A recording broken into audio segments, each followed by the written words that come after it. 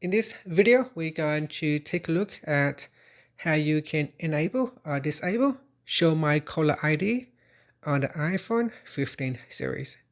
First, let's go back to the home screen by swiping up at the bottom of the screen. From the home screen, tap on Settings. Now in the Settings page, we scroll down and tap on Phone. Next, go down to the Calls section and tap on Show My Caller ID. At the top here, tap on Show My Caller ID toggle button to switch off or turn on caller ID.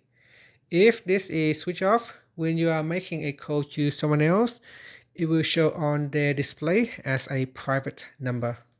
Otherwise, have this turned on so that the other person can see who is calling them. And that's it.